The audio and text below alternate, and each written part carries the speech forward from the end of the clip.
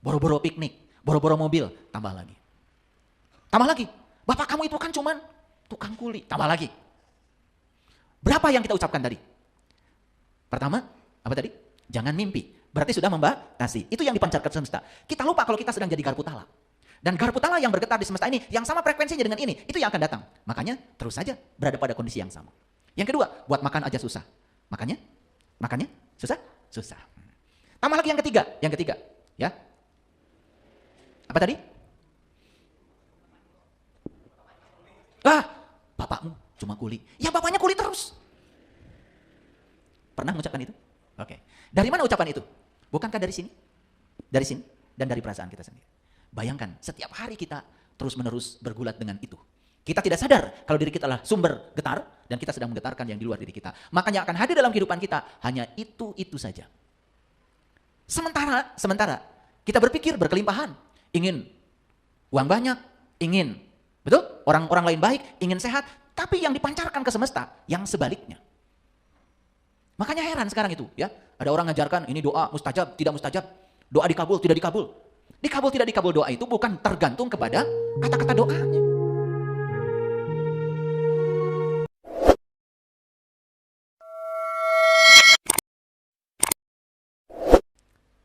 Boro-boro piknik, boro-boro mobil, tambah lagi. Tambah lagi. Bapak kamu itu kan cuman tukang kuli, tambah lagi. Berapa yang kita ucapkan tadi? Pertama, apa tadi? Jangan mimpi. Berarti sudah membatasi. Itu yang dipancarkan semesta. Kita lupa kalau kita sedang jadi garpu tala. Dan garpu tala yang bergetar di semesta ini, yang sama frekuensinya dengan ini, itu yang akan datang. Makanya terus saja berada pada kondisi yang sama. Yang kedua, buat makan aja susah. Makannya susah? Susah. Tambah lagi yang ketiga, ya. Apa tadi?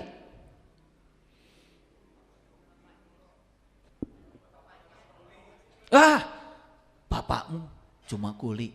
Ya bapaknya kuli terus. Pernah mengucapkan itu? Oke. Dari mana ucapan itu? Bukankah dari sini? Dari sini dan dari perasaan kita sendiri. Bayangkan setiap hari kita terus-menerus bergulat dengan itu. Kita tidak sadar kalau diri kita adalah sumber getar dan kita sedang menggetarkan yang di luar diri kita. Makanya akan hadir dalam kehidupan kita hanya itu saja. Sementara kita berpikir berkelimpahan, ingin uang banyak, ingin, betul? Orang lain baik, ingin sehat, tapi yang dipancarkan ke semesta yang sebaliknya. Makanya heran sekarang itu, ya. Ada orang ngajarkan ini doa mustajab, tidak mustajab. Doa dikabul, tidak dikabul. Dikabul tidak dikabul doa itu bukan tergantung kepada kata-kata doanya. Bergantung pada pikiran dan perasaanmu. Karena itu sebetulnya sumber utamanya. Jadi doa yang diucapkan dalam bentuk kata-kata itu hanya afirmasi saja. Tetapi apa yang kita katakan, kalau dinegasikan oleh pikiran dan perasaan kita, buat apa?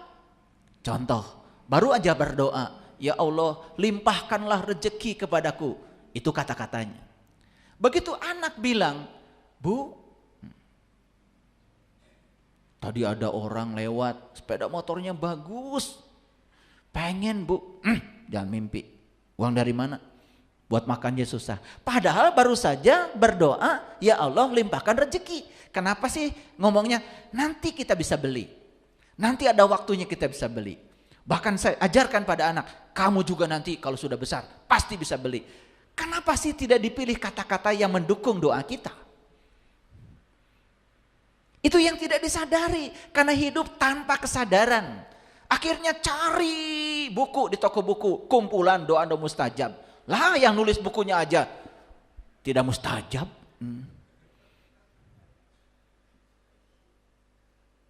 Karena saya pernah punya teman nulis kumpulan doa-doa mustajab. Mohon maaf, susah hidupnya. Itu buku hanya untuk dijual pada orang lain dan tidak diamalkan oleh dirinya. Makanya suatu saat saya ajak diskusi dia. Saya ubah pikiran dan perasaannya. Kepada dia dimasukkan pikiran positif.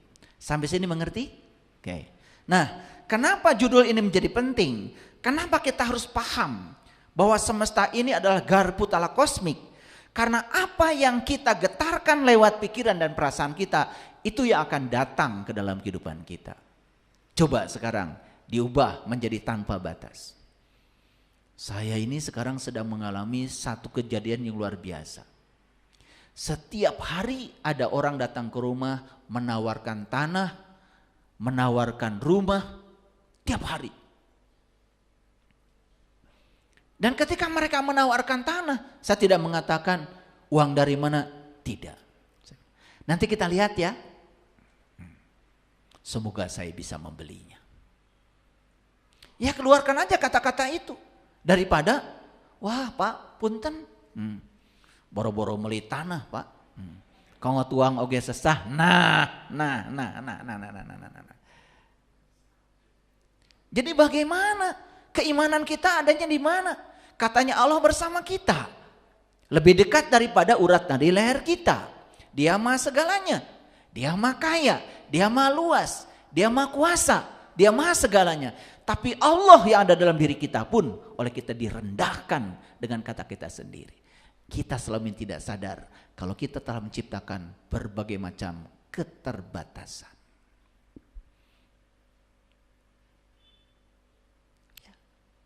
Saya kalau berangkat sama istri saya, nih istri saya tuh yang tuh paling cantik. Nih istri saya. Kenalkan istri saya.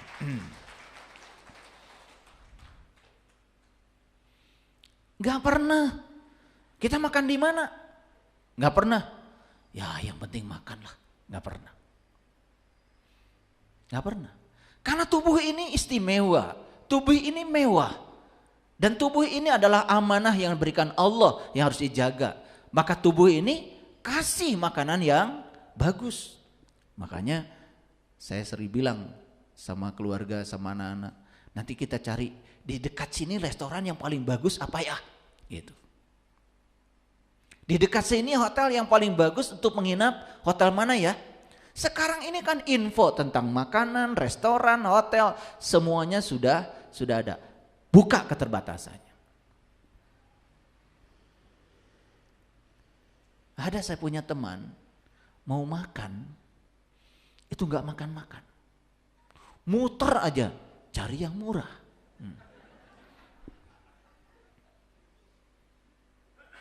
Karena dia sudah terbiasa dengan keterbatasan, tidak memantaskan diri.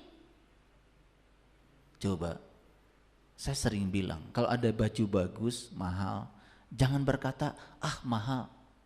Jangan, nanti balik lagi ya, saya ambil kamu. Imajinasikan dan rasakan seakan-akan baju itu sudah kita pakai. Pasti ada uangnya untuk beli itu. Dengarkan kata-kata saya. Karena kita sering membatasi. Apalagi kita sudah negatif. Begitu lihat angka yang nempel di baju itu. Wah mahal, perampokan ini. Tuh. Sudah mahal perampokan. Kata perampokan itu sudah membuktikan bahwa kita sama sekali tidak apresiasi terhadap karya orang. Kalau saya begitu lihat batik yang bagus, duh hebat orang ini. Bikin batik seindah ini.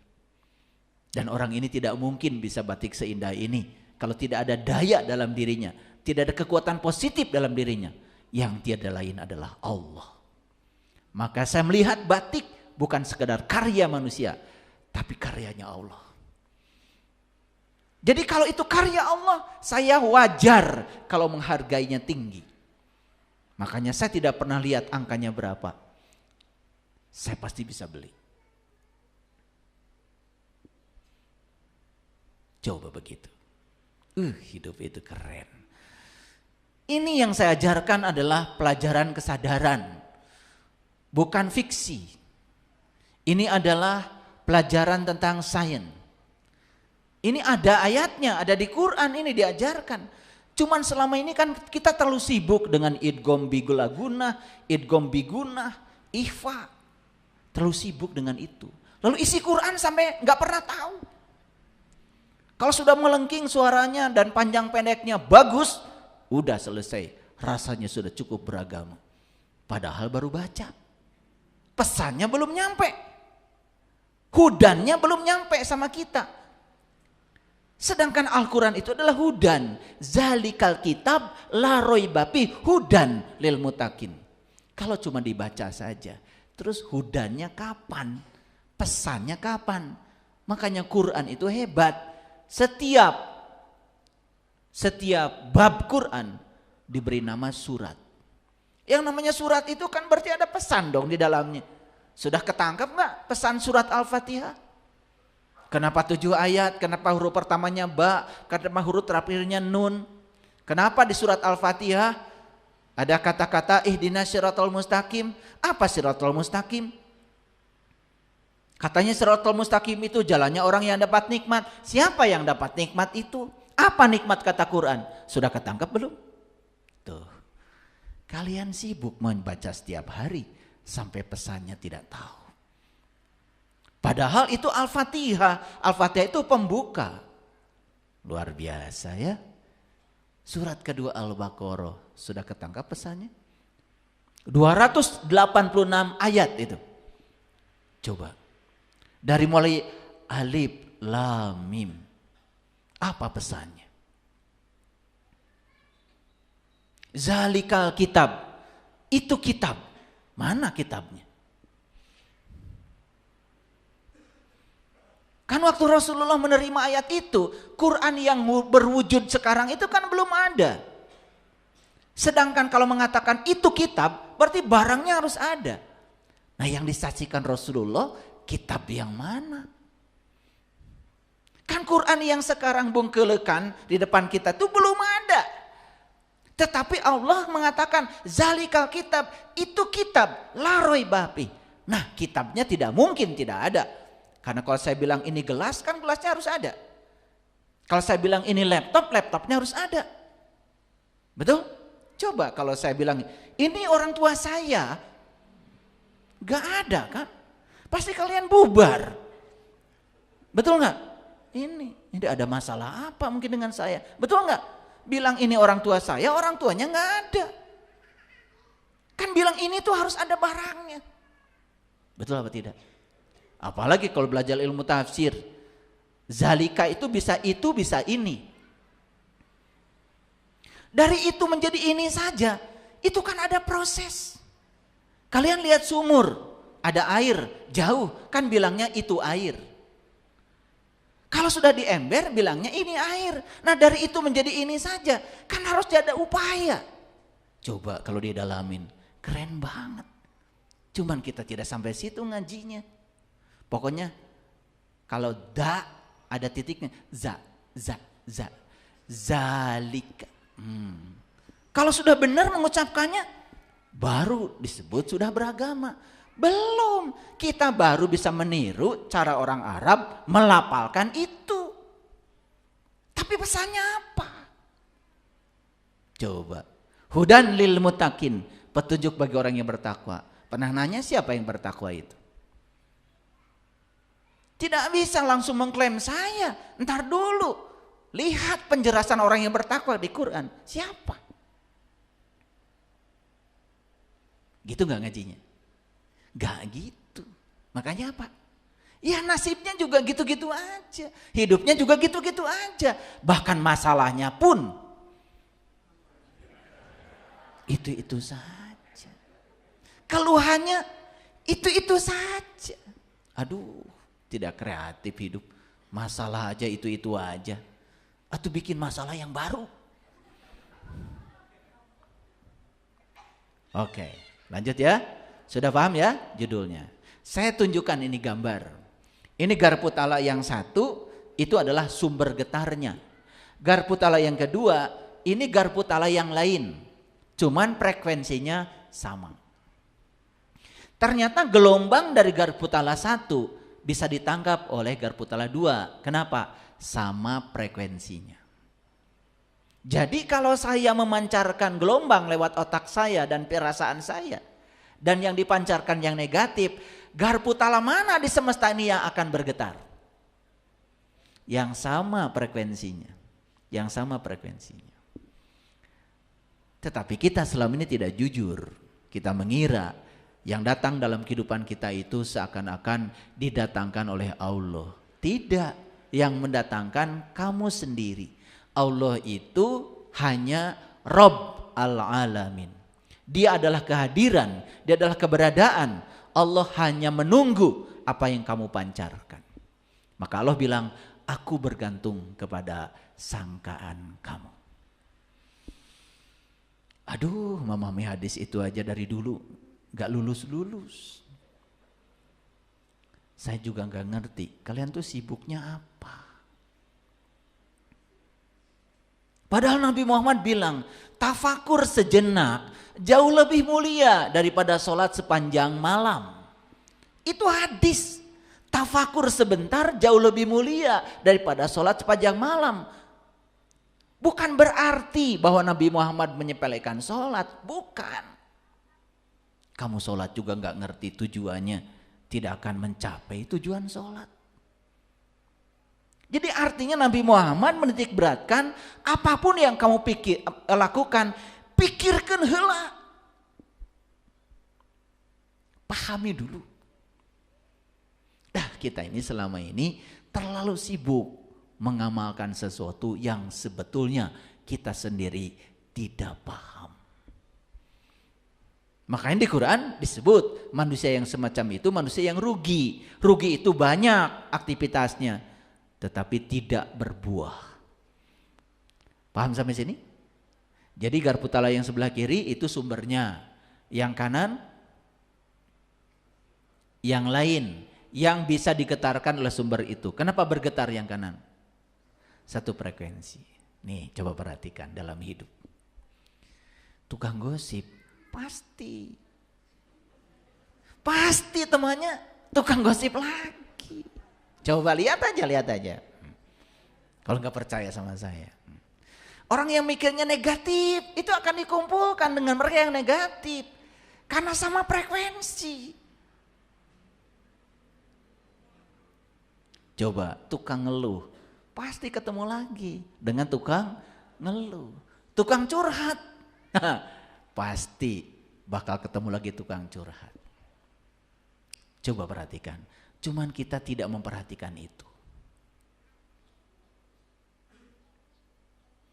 Ketika kita mengubah diri kita di frekuensi yang berbeda, saksikan saya, yang hadir di kehidupan kita, orang-orang yang frekuensinya berbeda.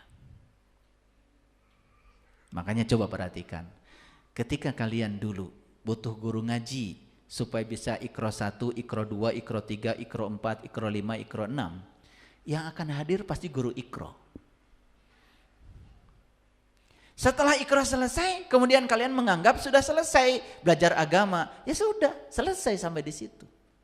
Tapi yang punya kebutuhan lain, saya ingin belajar ilmu hakikat, ilmu thorikat, ilmu ma'rifat. Di kebutuhan itu karena dia berada di frekuensi yang berbeda akan hadir guru-guru yang berbeda. Perhatikan aja. Siapa yang menarik itu?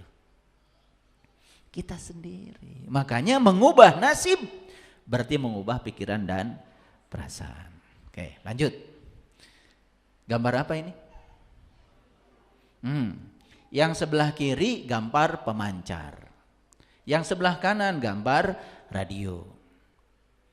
Nih supaya radio ini bisa menangkap siaran, apa yang harus dilakukan? Pertama radionya harus ada baterainya. Itu dulu. Betul? Iya dong, harus hidup. Lah nggak ada baterainya? Jadi kita harus hidup. Saya mau nanya dulu, kalian hidup apa tidak?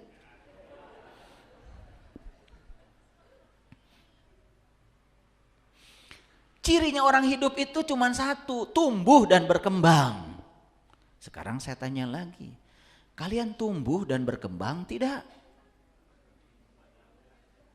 Mulai bingung. Atau difokuskan pertanyaannya, kalian sabarnya numbuh enggak? Kedewasannya numbuh enggak? Cara menerima kenyataan hidupnya numbuh enggak? Nah itu hidup baru. Kalau yang cuma bisa senyum, bisa ketawa-ketawa, jalan ke sana, jalan ke sini, tapi tidak berkembang kedewasaannya, tidak tumbuh keimanannya, tidak tumbuh ketakwaannya, beki kolot teu beki bebudakeun.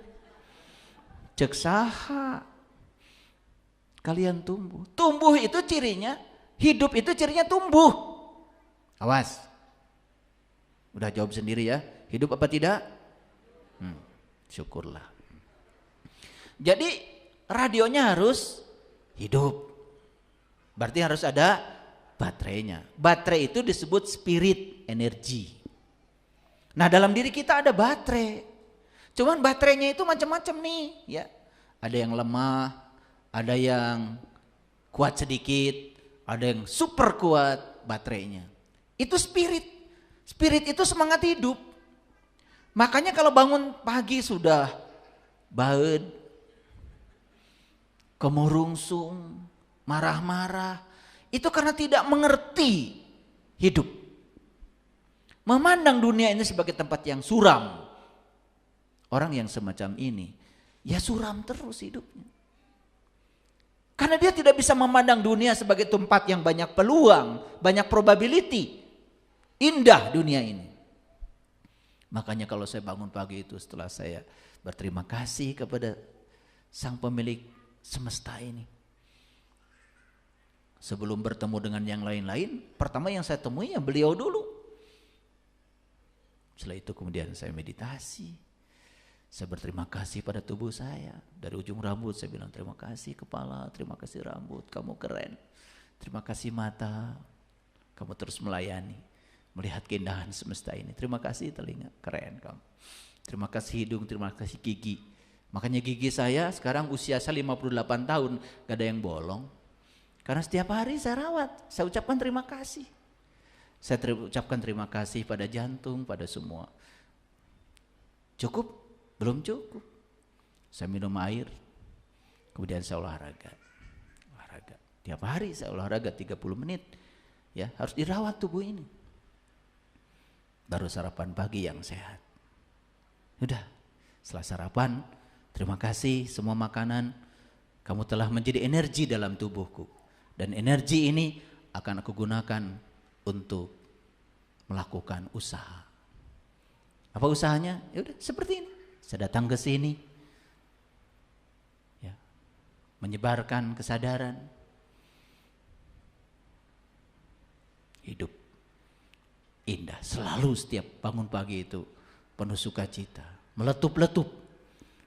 Batin ini meletup-letup, rasa ini meletup-letup. Makanya seharian itu tidak pernah ada yang tidak ajaib. Semuanya menakjubkan, semuanya keren. Saya bisa bertemu Bapak Ibu di tempat ini, menakjubkan bagi saya. Karena pertemuan ini mahal. Belum tentu besok lusa kita bisa bertemu seperti ini lagi. Hari ini adalah hari yang sangat penting bagi saya. Saat ini adalah saat yang paling penting bagi saya. Dan sekarang saya bersama dengan orang-orang penting. Siapa orang penting? Orang yang sedang menghidupi hidup saya saat ini. Ini akan menjadi sejarah. Penting. Maka lakukan tindakan penting pada orang penting. Jangan pernah menyakiti siapapun. Jangan pernah merugikan siapapun.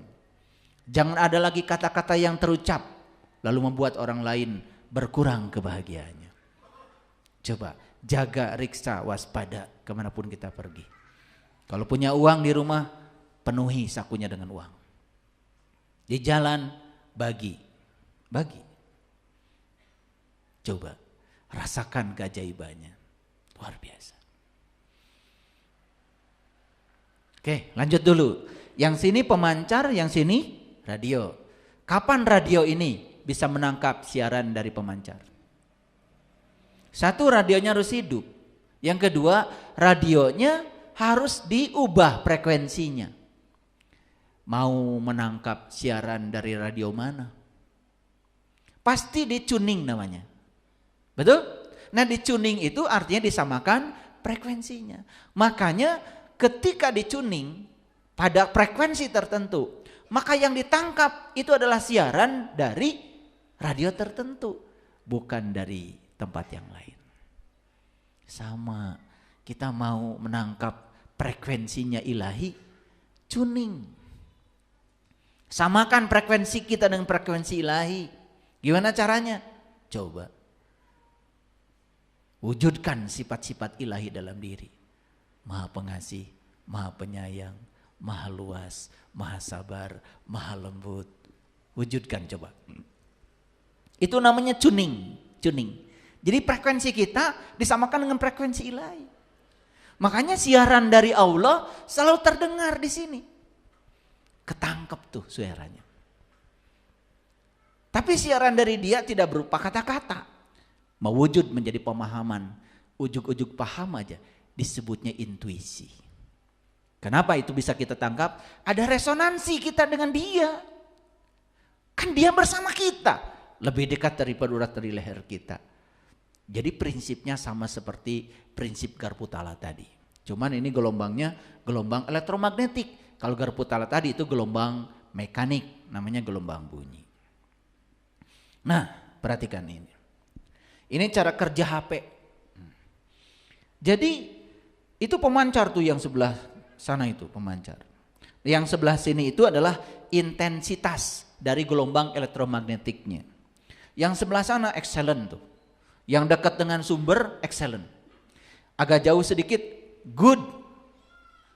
Nah, agak jauh di sini ya poor. Sudah mulai lemah signalnya. Nah, yang paling jauh no signal. Saya mau nanya, pernah nggak kita berada di no signal? Aduh, nggak ada sinyal. Betul? Mengeluh? Mengeluh. Kirim berita gosip nggak bisa. Padahal dia penting banget nih.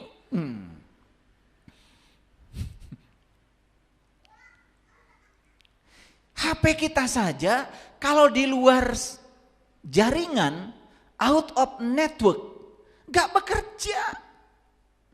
Gak bisa nerima WA, gak bisa nerima video, karena di luar jaringan. Ini HP.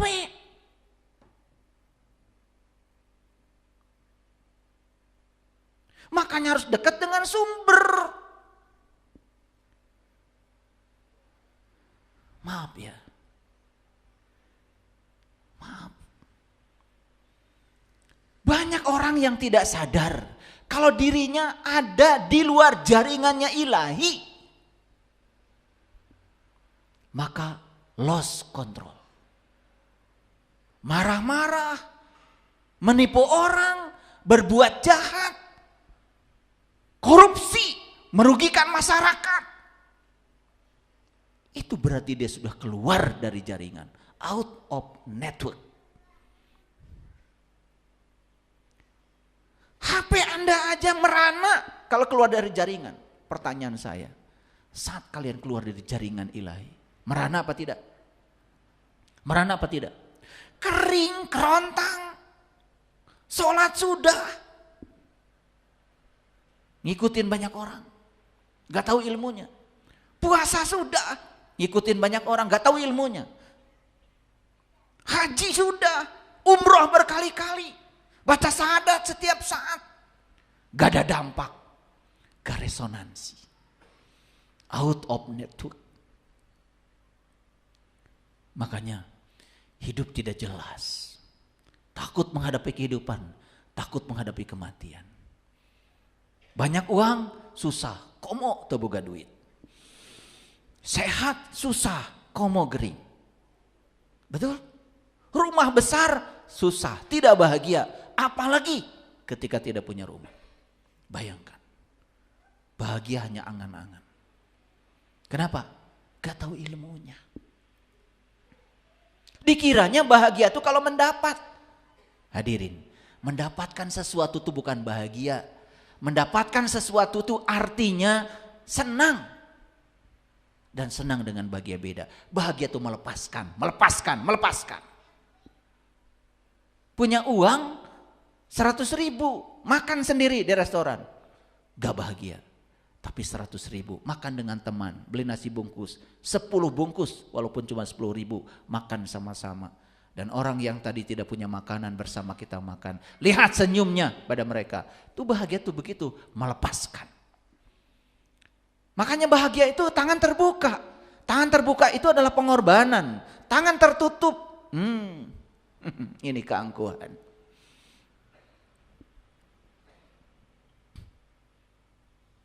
Yang lebih bodoh lagi manusia, tahu kalau memberi itu membahagiakan, tapi tidak melakukannya. Lebih bodoh lagi manusia, tahu ilmunya tetapi tidak melakukannya. Tahu kalau korupsi itu merampok hak orang lain, tapi tetap melakukannya. Itu orang yang paling bodoh. Gak ada artinya hidupnya.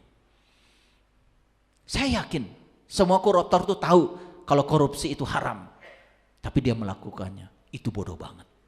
Kalau orang yang tidak tahu melakukan tidak bisa dihukum. Tapi kalau orang yang tahu melakukan, disitulah hukuman akan datang. Disegerakan karmanya. Perhatikan ini. Ingin di mana? Excellent, good, poor, no. Di mana? Excellent. Dekat-dekat dengan sumber. Nah, dekat dan jauh dengan Allah itu bukan soal jarak. Karena Allah itu tidak berjarak. Dekat dan jauh dengan Allah itu adalah kesamaan frekuensi. Makanya Asmaul Husna itu bukan dihafalkan. Asmaul Husna itu diwujudkan dalam tindakanmu. Makanya itulah cara berdoa yang benar. Asmaul Husnanya diamalkan. Ar-Rahman, Ar-Rahim, Walasan, Asihan. Amalkan itu coba. Itu adalah kunci awalnya Asmaul Husna. Untuk mencapai As-Sobur yang ke-99. Mulai dengan Ar-Rahman, Ar-Rahim, Al-Malik, Al-Qudus, As-Salam, Al-Mu'min, Al-Muhaimin, Al-Aziz, Al-Jabbar.